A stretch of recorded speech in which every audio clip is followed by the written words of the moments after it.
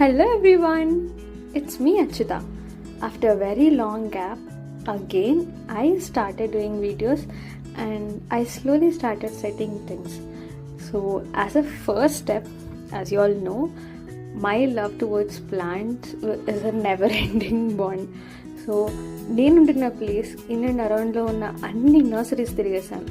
To my surprise నాకు వైజాగ్లో తిరిగే అన్ని ప్లాంట్ వెరైటీస్ నేనుంటున్న లొకేషన్లో నాకు దొరకలేదు.